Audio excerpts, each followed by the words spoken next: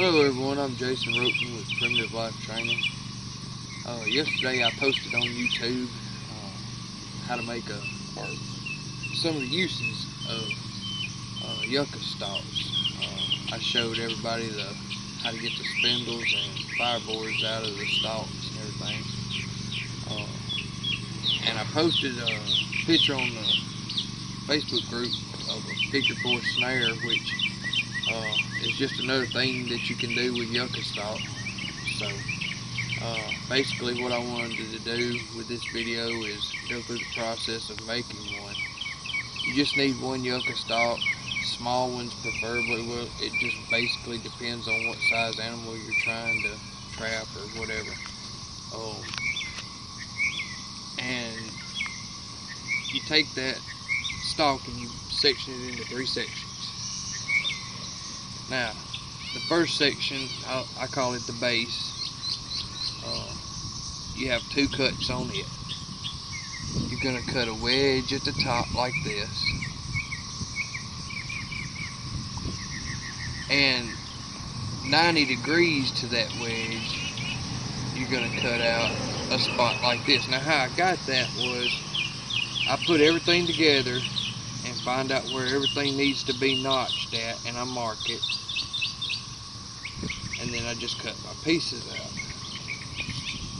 The figure 4 snare is one of the most easiest to make, but one of the more difficult ones to set up and everything. You see just how easy it is set off, so you really have to make them precise. And I just make sure all my catch points are where they're supposed to be, and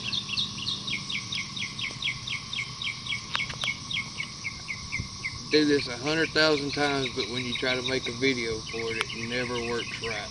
So anyway, I'm going to go through the other parts, but you see how it all fits together. Now I've got mine set for, a real sensitive trigger, and it may have popped loose, but anyway, that's how it sets up and catches.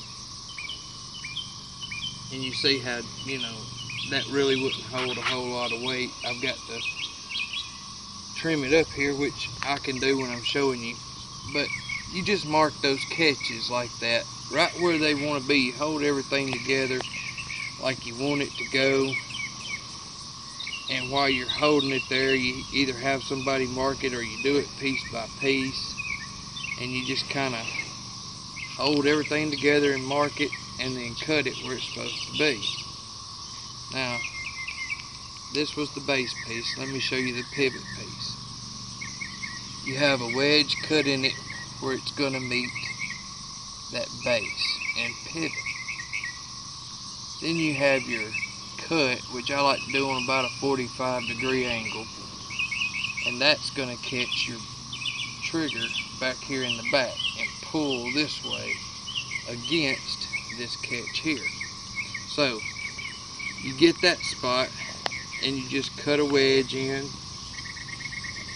What I do is I just go in with my knife. I don't hold my knife this way, but I'm just showing you. I go in, cut this way, and I go in and cut this way, and I test it out. And when I got my notch deep enough, which is about 1/8 of an inch, I wouldn't really go any more than that. I put it on there and figure out where I want it to catch my trigger, and I cut that off at that angle.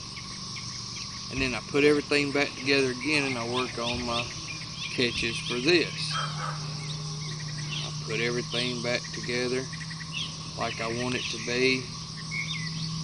When I'm actually setting up the snare, and when I get the point where I want it to catch, then I'm going to mark that to coincide with this catch here on the opposite side of this base. catching. Let me turn it around for you. It's catching right there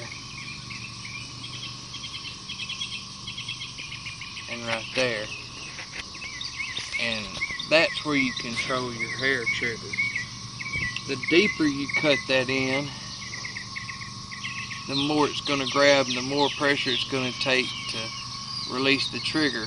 The shorter that distance is from right here to right here, the less catch you have. And I've got just a little too less, so I'm going to trim that down just a little bit so that it will catch just a little better. And I need to bring it on around to sort of get my catch in the back straightened up. But as you can see, I just kind of go through there and notch that out like I want it to be.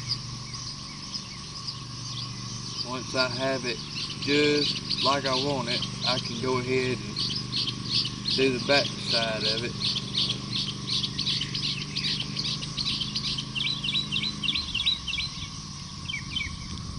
And of course, just like anything else, you can be making one and mess it plumb up. But the neater these little things are made and the more precise you try to make them, the better traps they are.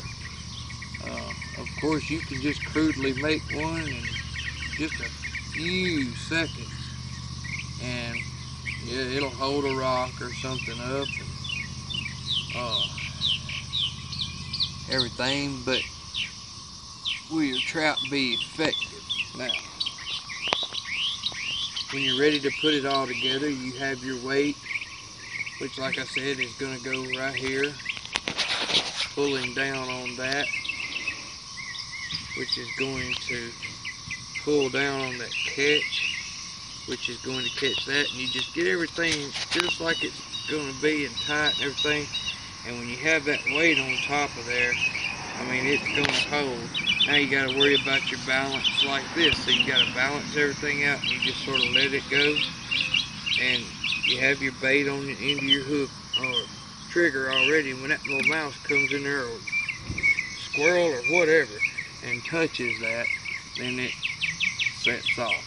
Now, this is the size that I would use for a trap for a rat or squirrel or something like that.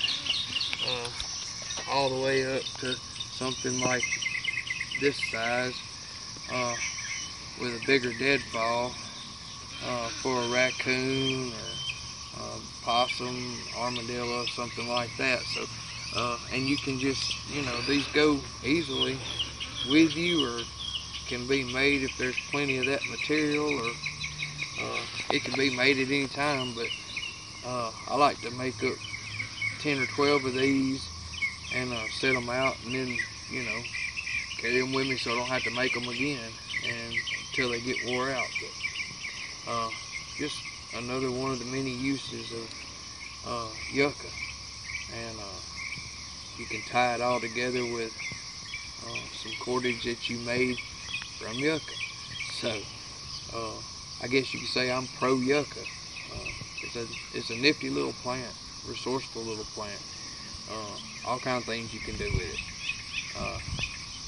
Please like and share the video. Subscribe to our YouTube channel. Come and check us out on Facebook at Primitive Life Training Group. We also have a page. You can like that. And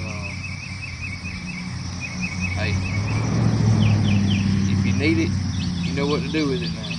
It's Primitive Life Training. Hope you enjoy.